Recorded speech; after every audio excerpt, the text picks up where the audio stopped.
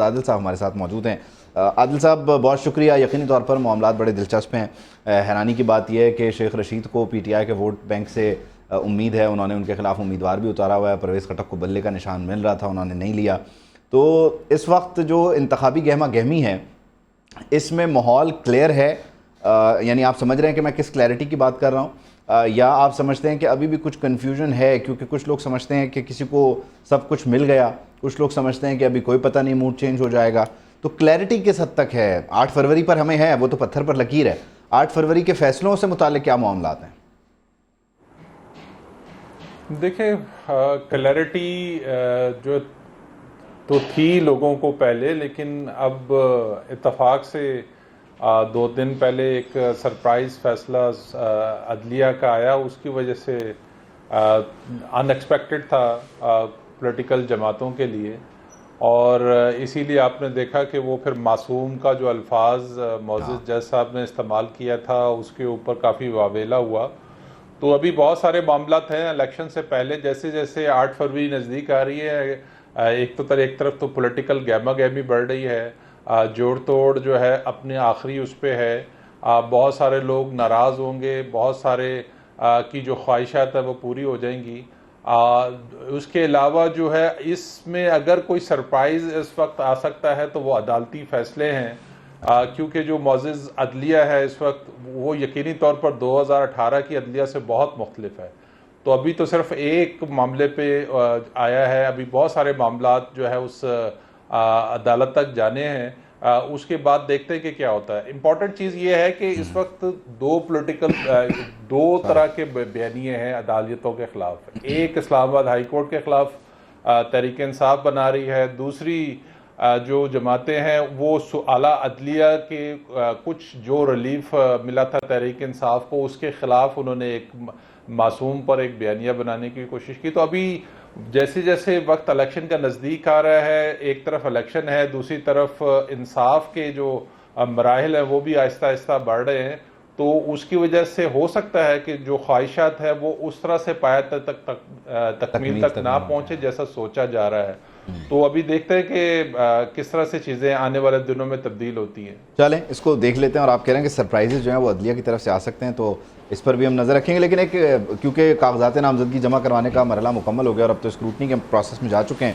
اگر ہم اس انتخابی پروسیس پر ایک نظر ڈالیں تو مجموعی طور پر یہ جو کاغذات جمع ہوئے ہیں اس میں آپ کو وہی پرانے چہرے، پرانے لوگ، وہ الیکٹیبلز اور وہ تمام لوگ نظر آئیں گے کہ جن کو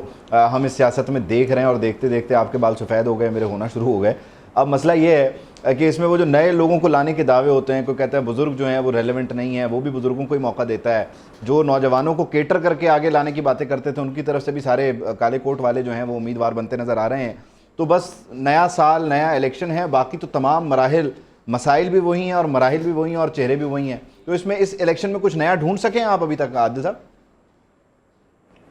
نہیں، بالکل کوئی ایسی کوئی نئی چیز نہیں ہے، صرف